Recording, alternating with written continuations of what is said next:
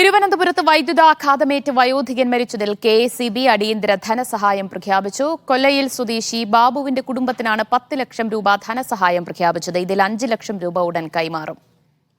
ആർ.ബി. സനൂപ് വിവരങ്ങൾ നൽകും. സനൂപ്, എന്താണ് വിശദാംശങ്ങൾ? ദിവ്യ, കഴിഞ്ഞ ദിവസം രാവിലെയാണ് ബാബു മരിച്ചു കിടക്കുന്നത് നാട്ടുകാരുടെ ശ്രദ്ധയിൽപ്പെട്ടത്. കഴിഞ്ഞ കുറച്ച് ദിവസമായിട്ട് ഇവിടെ ഒരു ലൈൻ പൊട്ടിക്കിടക്കുകയായിരുന്നു. സ്വകാര്യ വ്യക്തിയുടെ പറമ്പിലാണ് ഈ ലൈൻ കിടന്നത്. അതിന്റെ ഷോക്കേറ്റാണ് ബാബു മരിച്ചതെന്ന് പിന്നീട് കണ്ടെത്തി. കാരണം ബാബുവിന്റെ കയ്യിൽ പൊള്ളലേറ്റ പാടും മറ്റുമൊക്കെ കണ്ടെത്തിയിരുന്നു. ഇതേ തുടർന്ന് അടിയന്തരമായിട്ട് ബാബുവിന്റെ കുടുംബത്തിന് ധനസഹായം നൽകണമെന്ന് നാട്ടുകാർ ഉൾപ്പെടെ ആവശ്യപ്പെട്ടിരുന്നു. ഇതിന്റെ ഭാഗമായിട്ടാണ് ഇപ്പോൾ 5 ലക്ഷം രൂപ ഉടൻ തന്നെ കൈമാറാൻ വേണ്ടി തീരുമാനിച്ചിട്ടുണ്ട്. 10 ലക്ഷം രൂപയാണ് ധനസഹായമായിട്ട് കെ.എസ്.ഇ.ബി. പ്രഖ്യാപിച്ചിട്ടുള്ളത്. അതിൽ 5 ലക്ഷം രൂപ ഉടൻ തന്നെ കൈമാറാൻ വേണ്ടി തീരുമാനിച്ചിട്ടുണ്ട്.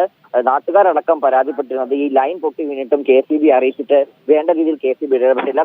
ദിവസങ്ങളോളം ഈ ലൈൻ പൊട്ടിക്കിടന്നിട്ട് പോലും കെ.എസ്.ഇ.ബി. ആ ഭാഗത്തേക്ക് തിരിഞ്ഞു നോക്കിയില്ല എന്നുള്ളൊരു ആക്ഷേപമാണ് ഉണ്ടായത്. തുടർന്ന് മാരായമുട്ടം കെ.എസ്.ഇ.ബി. ഓഫീസ് അടക്കം നാട്ടുകാർ ഉപരോധിച്ചിരുന്നു. അതിന് പിന്നാലെയാണ് ഇപ്പോൾ ധനസഹായം കൂടി പ്രഖ്യാപിച്ചിട്ടുള്ളത്. ദിവ്യ, തിരുവനന്തപുരത്ത് ഷോക്കേറ്റ് വയോധികൻ മരിച്ചതിലാണ് കെ.എസ്.ഇ.ബി. അടിയന്തര ധനസഹായം പ്രഖ്യാപിച്ചിരിക്കുന്നത്. 10 ലക്ഷം രൂപയാണ് കൊല്ലയിൽ സ്വദേശി ബാബുവിന്റെ കുടുംബത്തിന് നൽകുക. വിവരങ്ങളാണ് ആർ.ബി. സനൂപ് നൽകിയത്.